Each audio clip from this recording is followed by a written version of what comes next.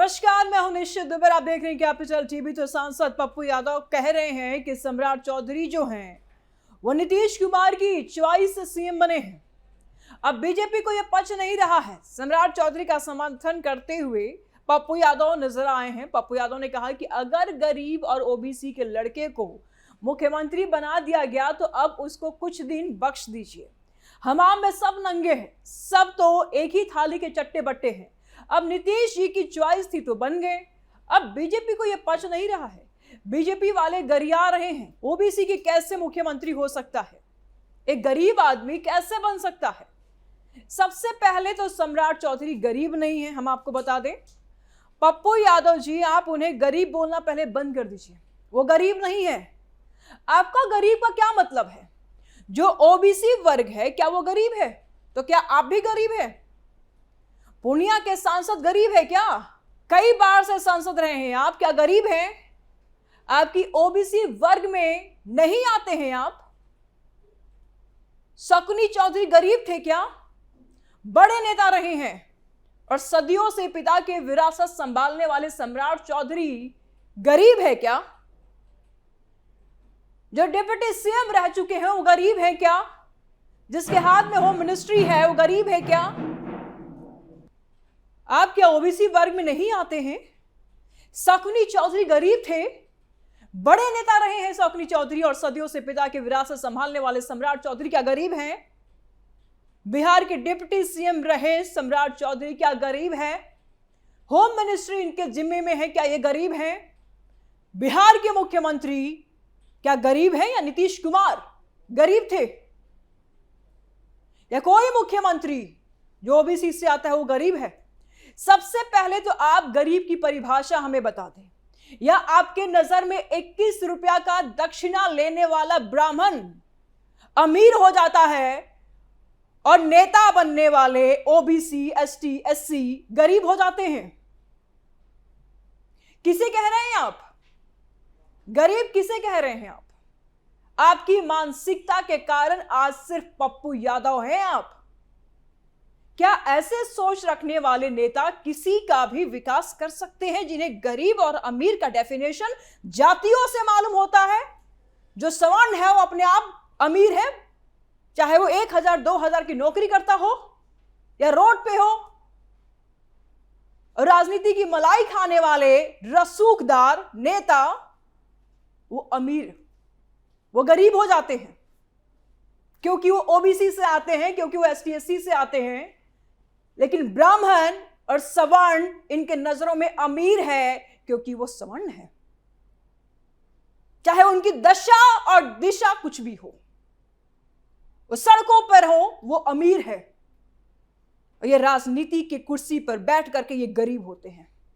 और आज यही हम कह रहे हैं कि यही सोच का नतीजा है कि बिहार में आज इन्हीं के वर्ग के लोग गरीबी हालत में जीने को मजबूर है, इन्हीं के सोच के कारण और ऐसे नेताओं के सोच के कारण, क्योंकि ये मान चुके हैं कि हम अमीर भी बन जाएंगे, हम राजा भी बन जाएंगे, तब भी हम गरीब रहेंगे। और इनके मानने से किसी भी योजना का लाभ छोटे स्तर के लोग नहीं ले पाते हैं।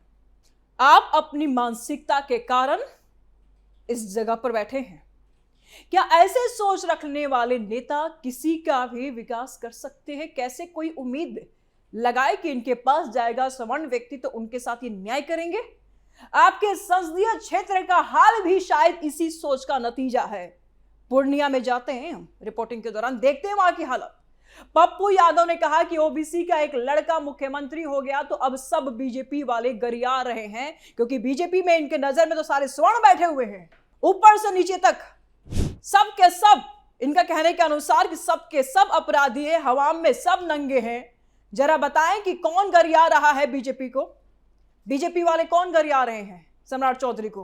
वो नहीं बताएंगे। ये बने रहिए लास्ट तक, आज हम पूरा खेल खोल कर रख देंगे कि कैसे एक तरफ पप्पू यादव ने राजनीति की शुरुआत करके भी आज तक पप्पू ही रह गए और दूसरी तरफ सम्राट चौधरी ने मास्टर स्ट्रोक खेल करके आज बिहार के मुख्यमंत्री है। और पप्पू यादव की मानसिकता के कारण ही आज ये उस जगह पे है। और दूसरी तरफ सम्राट चौधरी ने मास्टर चाल चला और आज बिहार के मुख्यमंत्री के कुर्सी पर बैठ गए हैं। और ये सब बिहार की राजनीति के अंदरूनी सोर्सेस से ही हम जानेंगे, कहीं और से नहीं लेकर के आएंगे, कि कब से इन दोनों की सफर शुरू हुई, कौन कौन से साजिशों ने पप्पू को आगे बढ़ने नहीं दिया, उनकी खुद की गलतियां क्या थी और सम्राट ने क्या ऐसा खेल खेल दिया, कौन सी मास्टर स्ट्रोक आज खेला कि वो बिहार के बीजेपी के मुख्यमंत्री बन गए, पहले मुख्यमंत्री बिहार में। सम्राट को पप्पू यादव ने बोला गरीब।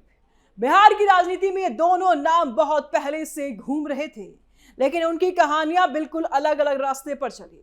पप्पू यादव का असली नाम राजेश रंजन है और उनकी राजनीति की शुरुआत हुई थी 1990 में, जब वह सिंहेश्वर से निर्दलीय विधायक बने थे। उस समय बिहार में लालू यादव का युग शुरू हुआ था और पप्पू ने अपने व्यक्तिगत प्रभाव और कोशी इलाके में मजबूत बेस को इस्तेमाल करके तुरंत 1991 में पूर्णिया से निर्दलीय सांसद बन गए और उसके बाद 1996 में समाजवादी पार्टी के टिकट पर फिर से पूर्णिया से जीते।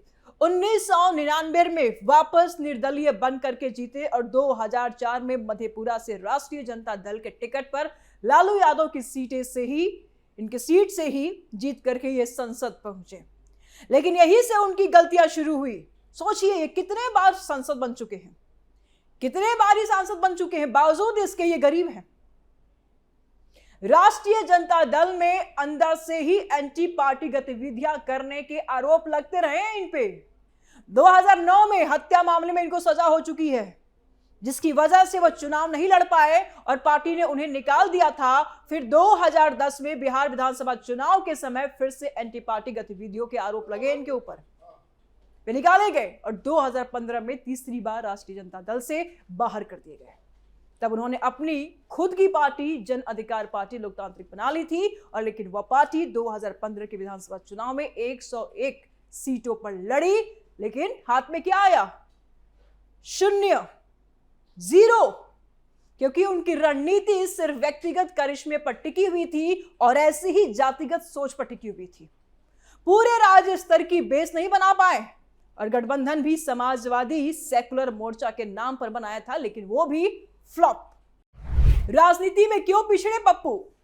अब यही से पप्पू की राजनीति में वो साजिशें और उनकी खुद की गलतियां साथ साथ चलने लगी थी। पप्पू ने हमेशा बड़ी बड़ी बातें हांकी की थी। एक समझदार व्यक्ति करता है और हांकने वाला कम समझदार व्यक्ति करता है, इसलिए हांकना शब्द हम यहां यूज कर रहे हैं।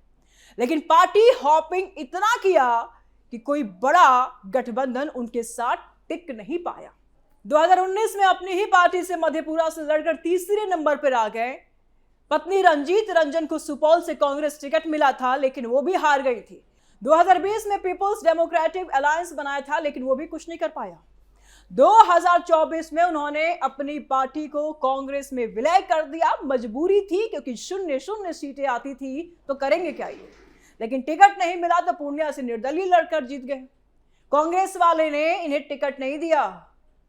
कांग्रेस में गए थे टिकट के लिए, बड़े बेआबरू होकर निकले थे वहां से, लेकिन ये जीत भी उन्हें मुख्यमंत्री की रेस में नहीं ला सकी, क्योंकि उनकी इमेज हमेशा आपराधिक मामलों से जुड़ी रही थी और सोच कुछ ऐसी ही थी। जैसे ये सम्राट चौधरी को लेकर के बोल रहे हैं, ओबीसी का गरीब लड़का, समझ से परे हैं इनकी सोच।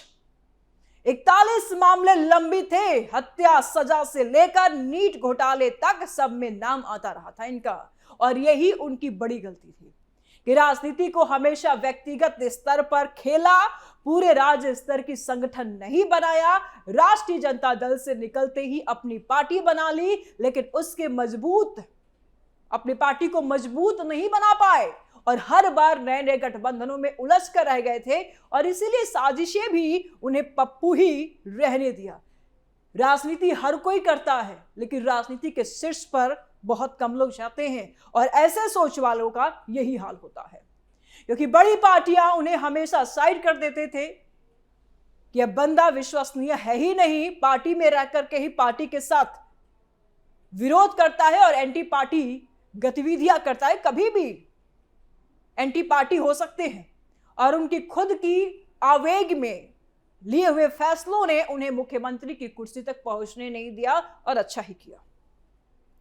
सिर्फ लोकसभा तक ही सीमित रहे, चाहे 6 बार सांसद बने हो, लेकिन राज्य स्तर पर कभी मजबूत नहीं हुए, और 6 बार सांसद बनने के बावजूद भी उन्होंने पूर्णिया को मजबूत नहीं किया। देखिए जाके हालत पूर्णिया की क्या है। सम्राट चौधरी ने खींची लकीरें। अब इधर देखो, सम्राट चौधरी की कहानी बिल्कुल अलग है। उनका जन्म 1968 में मुंगेर के लखनपुर गांव में हुआ था। कोयरी कुशवाहा जाति से संबंध रखते हैं और उनके माँ बाप दोनों ही राजनेता थे, तो राजनीति उनके खून में थी।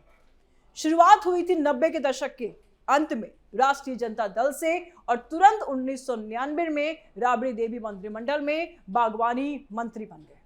लेकिन नाबालिग का मुद्दा उठा और नवंबर 1999 में हटाना पड़ा था, और फिर 2000 से परबट्टा से राष्ट्रीय जनता दल के विधायक बने थे। 48,000 वोटों से जीते थे, लेकिन 2003-04 में उम्र को लेकर के कोर्ट केस हुआ और उपचुनाव हार गए थे। लेकिन 2010 में वापस परबट्टा से राष्ट्रीय जनता दल विधायक बने और विपक्ष के मुख्य सचेतक भी बने थे।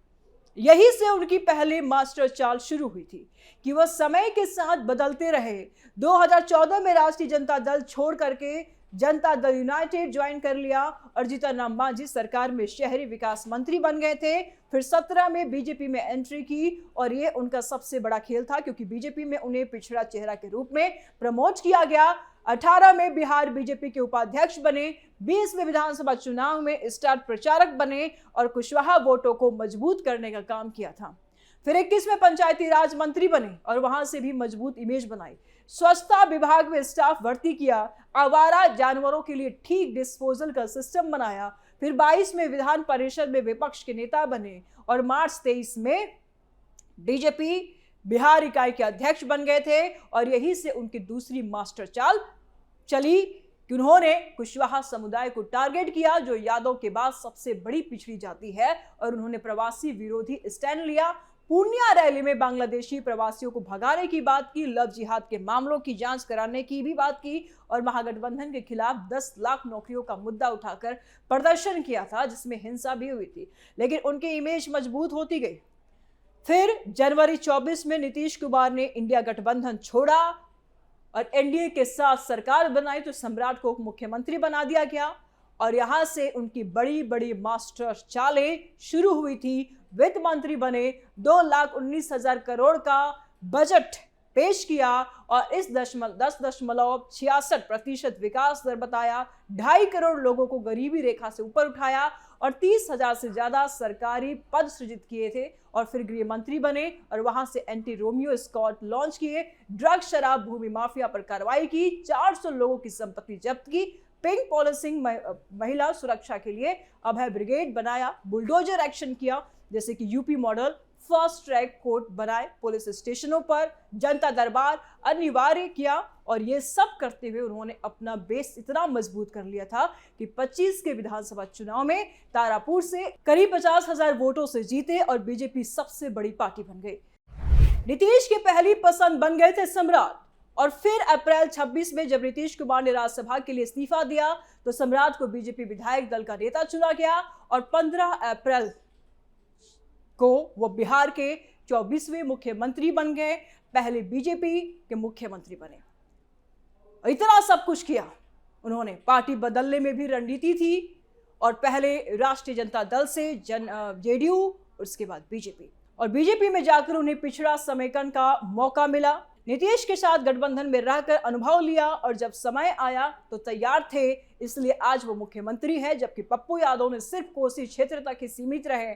उनकी गलतियां थी कि वह हमेशा बड़ी पार्टियों से लड़ते रहे, अपनी पार्टी बना करके भी उसको फेल होने दिया, आपराधिक इमेज को भी कभी डगमगाने नहीं दिया, हमेशा से बना रहा, और साजिशें भी उनके खिलाफ बहुत थी, क्योंकि उन्हें हमेशा पप्पू ही रहने दिया ताकि वो पूरे राज्य स्तर का खतरा ना बने। बिहार की राजनीति में समय और रणनीति कितनी जरूरी है, पप्पू ने शुरुआत में ही मजबूत बेस बनाया था, लेकिन गलतियों ने उन्हें पीछे कर दिया।